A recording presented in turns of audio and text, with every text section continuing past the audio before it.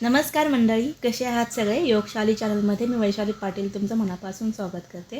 तर तुझ्या सोबतीने या सिरियलच्या पहिल्या एपिसोडमध्ये आपल्याला कथा आणि पात्रांची ओळख तर झाली आहे, पण सेकंड एपिसोडमध्ये कथा थोडीशी पुढे सरकलेली आहे आणि नात्यांमधील बारकावेसे आता समोर यायला सुरुवात होती आहे. तर आज आपण तुझ्या सोबतीने सिरियलचा दुसरा एपिसोडचा रिव्ह्यू करत आहोत. तर इथे काय होतं, मल्हार नुपूरला ओरडत असतो आणि नुपूर ती बघतच असते.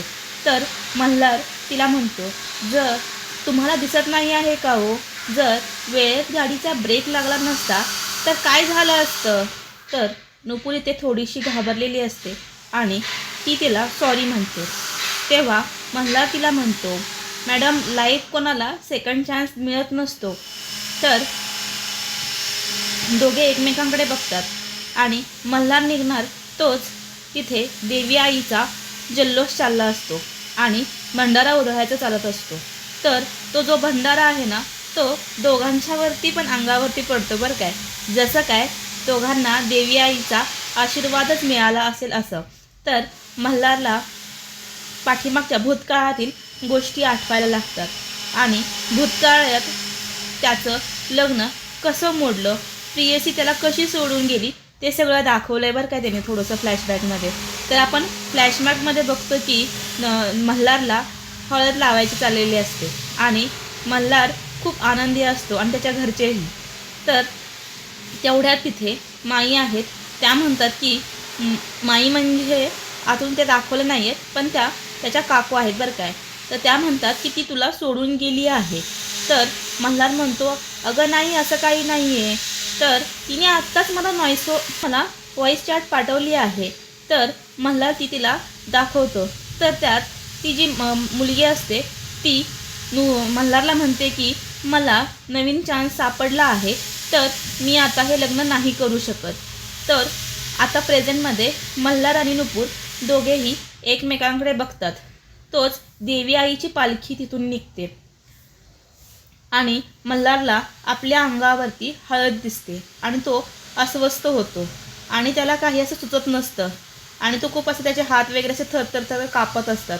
तेवढ्यात तिथे ड्रायव्हर येतो आणि त्यांना घेऊन गाडीत बसवतो आणि त्याला तिथून घेऊन जातो.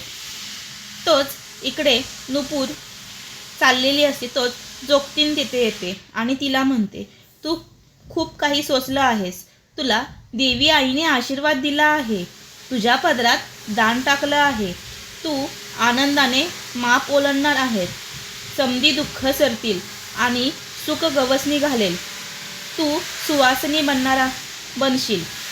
तर नुपूर आणि तेवढ्यात जी जोगतीन आहे ती तिला कुंकू लावते. तेवढ्यात नुपूर देवी आईच्या मानाची साडी आहे त्याच्याकडे बघत असते.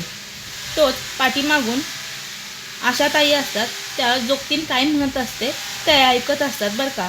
आणि भविष्यासाठी तिला जोडीदार मिळणार, त्यामुळे त्या थोड्याशा सुखावलेल्या असतात. आता इकडे ना मल्हारच्या घरी मल्हार आलेला असतो आणि मल्हार होतो. तोच ड्रायव्हर त्याला उचलण्याचा प्रयत्न करत असतो, पण तो त्याला उचलताच येत नसतं. तेवढं तिथे एक नवीन एंट्री झालेली दाखवली आहे बरं काय. एक माई पाण्याची कळशी घेऊन, म्हणजेच त्या माधवी आहेत बरं काय. तर त्या ज्या आहेत त्या कळशी घेऊन येतात आणि मल्हारच्या अंगावरती ओतू लागतात. तोच इकडे सुद्धा नुपूर ही तसंच स्वतःच्या अंगावरती पाणी ओतून घेताना दाखवली आहे बरं काय मंडळी. तर दोघेही एकाच दुःखात असतात आणि त्यांना दोघांनाही भूतकाळाच्या आठवणींनी त्रास होत असतो आणि दोघंही खूप रडत असतात. मल्हार समजवत आहे, तिचं नाव तायडी आहे बरं काय. ती इथे म्हणते की मी आहे, काही नाही झालं आहे, त्याला सावरते. तोच तिला तो म्हणतो, मला जी तायडी आहे ती त्याला सावरते आणि त्याला म्हणते, तू आता ठीक आहेस ना. तर तो म्हणतो, हा मी सावरला आहे. आणि तोच माई ज्या आहेत त्या सगळीकडे धूप दाखवत असतात. तोच तिथे सीमाला विचारतात, गुरुजींसाठी मसाले दूध जे केलं आहे ते फ्रीजमध्ये ठेवलं आहे का. तेवढ्यात ती हो म्हणते आणि निघून जाते. तोच माईंची मुलगी आहे ती मम्मा म्हणत येत असते आणि गरमागरम शिरा असं म्हणत काही तूच बनवला आहेस असं सांगती आहेस. हो मीच बनवला आहे म्हणजे काजू बदाम पिस्ता दालचिनी मीच टाकली आहे. तो शिरा मीच बनवला आहे ना. तर माई हसतात आणि म्हणतात की तुझ्या काकाने टाकली होती का गं दालचिनी, त्याला वेलदोडे असे म्हणतात. ती हो हो मला कळतच नाही ते दालचिनी आणि वेलदोड्यामधला फरक अशी ती मुलगी म्हणते. तोच मल्हारची म्हणजे तायडी जी आहे ती आत येते आणि म्हणते की खूप छान वास येतो आहे. असतात तोच मल्हारची बहीण तेथे येते म्हणजेच तायडी येते आणि ती म्हणते खूप छान वास येतो आहे. तोच मल्हारची बहीण म्हणजे तायडी म्हणते तू किती करतेस मल्हारचं, मला दिसतं आहे ना तू खरंच जे मल्हारसाठी केलं आहे ना ते. मल्हारची काकी तिला म्हणते अगं करणारच ना, आपलंच घर आहे, त्यात मी मल्हारची काकू आणि मावशी दोन्ही पण आहे. तोच तायडी म्हणते अरे आज गुरुजी येणार आहेत ना, तर त्यांच्यासाठी काहीतरी गोडाचं बनवलं आहे काय. तोच झाकून उघडून बघते तर शिरा असतो. तर तायडी म्हणते अरे आपण दरवेळी गुरुजी आले की शिरा किंवा खीरच बनवतो, तर आपण काहीतरी नवीन स्पेशल बनवूया का, काहीतरी मागवूया का बाहेरूनच. हलवाई जे आहेत ना त्यांच्याकडून काहीतरी स्पेशल मागवते. आणि तायडी तोच माईची मुलगी म्हणते अगं तायडे आईने आता शिरा बनवला. तर ज्या तायडी आहे ती तिथून निघून जाते. तोच माई आहेत त्या म्हणतात माझंच चुकलं, मीच तिला विचारायला हवं होतं काय मागवू का ते म्हणून. आता इकडे आशाताई एका बॅगमधून काही वस्तू बघत असतात. त्या सगळ्या वेदांच्या आठवणी असतात बरं काय मंडळी. आणि आशाताई हातात पत्रे घेऊन बघत असती, ती आठवत असतं. आणि त्या आठवणीमध्ये कशाला ही आठवण म्हणून ते पत्र फाडणार. तोच तिथे नुपूर येते आणि नुपूर आशाताईंना अडवते. तिला विचारतात कशा, तर आशाताई म्हणतात कशाला हवी आहेत या आठवणी, वेदांत गेला आहे त्याला विसर. नुपूर तिला आईला म्हणते नाही नाही आई नाही. तेवढ्यात आशाताई म्हणतात मी इथे आहे म्हणून तुला त्याची आठवण येते आहे का, मी स्वतःला संपवते. तर नुपूर त्यांना अडवते आणि म्हणते बरं काय की मी वेदांत माझ्या आठवणीत तर असू दे, तो गेला आहे तो परत येणार नाही आहे हे माहीत आहे मला, पण त्याच्या आठवणीमध्ये मला राहू दे ना गं आई. तर आई आहेत त्या थोड्याशा शांत होतात आणि खाली बसतात. तर जी नुपूर आहे ती पण रडत रडत त्यांच्या मांडीवरती डोकं ठेवते आणि शांतपणे त्या कुरवाळतात. तोच इकडे माई ज्या आहेत पूजा माई आणि माईची मुलगी बोलत असतात. तोच काकू म्हणतात जा आवरून घे गुरुजी येतच असतील ना. तर जी मुलगी आहे ती म्हणते ते अंकल ना, ते काकांनी मावशी त्यांना खूप मानायचे ना. तर माई म्हणतात त्यांना अंकल का म्हणते, ते आपल्या पिढ्यानपिढ्यांचे गुरुजी आहेत, त्यांना छत्री गुरुजी असे म्हणायचे. भाऊजींच्या लग्नांची जेव्हा पत्रिका बघायची असते ना तेव्हा बोलवलं होतं आईंनी, तेव्हा गुरुजी म्हणाले होते त्यांची बायको साक्षात लक्ष्मीचं स्वरूप आहे. ती तर माईंची मुलगी माईंचं बोलणं चोरून कोणीतरी ऐकत असतं. आणि ती जी आहे ती गायत्री आहे बरं का. त्या आपल्या नवऱ्याजवळ जातात आणि म्हणतात ओ ऐका ना, आपल्या घरी ते छत्री गुरुजी आहेत ना ते येणार आहेत, तर आपण त्यांनाच विचारायचं का तर तिचा नवरा म्हणतो काय विचारायचं. तर गायत्री म्हणते की मला मल्हारबद्दल विचारायचं की हा सगळा बिझनेस आईच्या नावावरती होईल. ते तिचा नवरा म्हणतो अगं खरंच विद्वान आहेस तू. गायत्री लाजून म्हणते हो का म्हणते. तर तिचा नवरा चिडून म्हणतो हे बघ, हे जे माझ्या पुढे काही बोलली आहेस ना ते बाहेर कोणाकडे बोलू नकोस. ते जे गुरुजी आहेत ना ते खूप निष्ठावान गुरुजी आहेत, जर त्यांना कळलं ना ते आपलाच पत्ता कट करतील, कळलं का काही. तर गायत्री म्हणते नाही बुवा, मी नाही कोणाला बोलणार, पण तुम्हीही नका बोलू.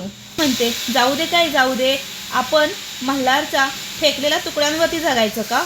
तर तिथे ताई येते आणि ती आईबाबांना हाक मारते आणि त्यांच्या दोघांचं बोलणं ऐकत असते. माई ज्या आणि इकडे माई ज्या आहेत त्या फोटोजवळ येतात ते दोघं फोटो जवळचे असतात ते मल्हारची आई आणि बाबा असतात बरं का.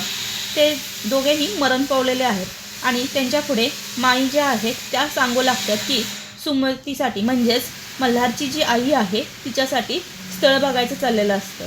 तेव्हा माईंच्या सासूबाईंनी ही पत्रिका म्हणजे सुमितीची पत्रिका छत्री गुरुजींना दाखवली होती आणि विचारलं होतं. तेव्हा छत्री गुरुजींनी या घरची सून बनणार, या घरात आल्यावर ती घराचं संपूर्ण चित्र बदलणार आणि ती लक्ष्मीच्या पावलाने येणार असं सांगितलं होतं. आणि तसंच झालं बरं का.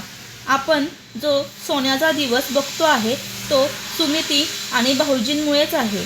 हा बिझनेस वर आणला तो त्यांनीच आणला. काका आणि काकूंना किती छान वाटत असेल ना. त्यांचा मुलगा आता तोच बिझनेस किती छान चालवतो आहे, किती छान वाटत असेल तोच. तेवढ्यात इकडे ताई जी आहे त्या दोघांवरती ओरडत असते, तुम्ही मल्हारला बोललेलं चालत नाही, किती वेळा सांगितलं आहे. तोच ताई दरवाजा लावते आणि गायत्रीच्या जवळ येऊन कानात ओरडते आणि म्हणते, भिंतींनाही कान असतात, चुकून हे कोणी सगळं बाहेर ऐकलं तर सगळा प्लॅन उद्ध्वस्त होईल. खूप मेहनत करून मी या घरात प्रवेश मिळवला आहे. जर तुमच्यामुळे माझ्या प्लॅनला काय झालं तर मी विसरून जाईन की तुम्ही माझे आईबाबा आहेत ते. तेव्हा दोघेही एकमेकाकडे बघून ताईकडे आश्चर्याने बघत असतात. तोच ताई म्हणते, असं काय झालं तर, प्लॅन काय उद्ध्वस्त झाला तर मी तुम्हाला कोठे पाठवून देईन तुम्हाला माहीत आहे ना. तेवढ्यात गायत्री हळूच दबक्या आवाजात म्हणते, वृद्धाश्रमात. तेवढ्यात ताई म्हणते, आणि राहिला प्रश्न त्या मल्हारचा, त्याच्यासाठी मी एक सापळा रचला आहे न, तोच खूप आहे. तर गायत्री विचारते, सापळा म्हणजे? तर तायडी म्हणते, सापळा म्हणजे मी चोराला मुभा दिली आहे चोरी करायची आणि पोलिसांना सुद्धा माहिती दिली आहे.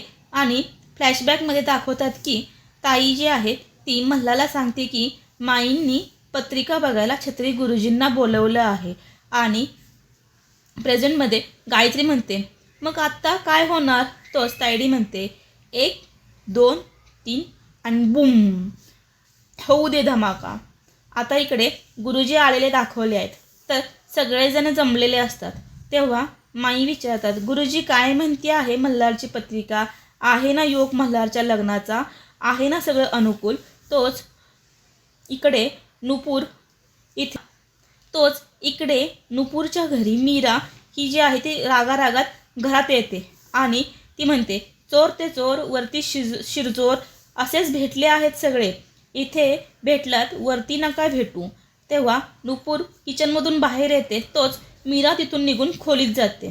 तेवढ्यात आशाताई म्हणतात की नुपूर, तू कोणाकडेही लक्ष देऊ नको. आजचा दिवस कसाही गेला तरी शेवट खूप छान झाला. ती जोगतीन म्हणून गेली, अगदी माझ्या मनातलं बोलून गेली. ते नुपूरला लक्षात येतं. तेव्हा नुपूर आशाताईंना म्हणते की ते आता शक्य नाही आहे. तोच इकडे मल्हार माई विचारतात तर मल्हार नकार देत असतो. तेव्हा माई म्हणतात, हा विषय का नको आहे गुरुजी? मी हा विषय काढून थकले आहे. आता तुम्हीच सांगा अशा अख्खं आयुष्य पडलं आहे याच्याची पाही. तोच मल्हार खूप जोरात चिडून उभा राहतो आणि रेवती मावशी बास कर सगळं बास असं म्हणून ओरडतो आणि उभा राहतो. तर सगळे एकदम शांत होतात. तेव्हा मल्हार मावशीला म्हणतो, मी पुन्हा लग्नाचा विचार नाही करू शकत. मी दोघं लग्न करू. तर दोघेही इकडे लग्नाला नकार देतात. तर मंडळी, तुम्हाला आजचा एपिसोड हा कसा वाटला नक्कीच मला कमेंट करून सांगा. लाईक करा, सबस्क्राईब करा आणि शेअर करा. धन्यवाद.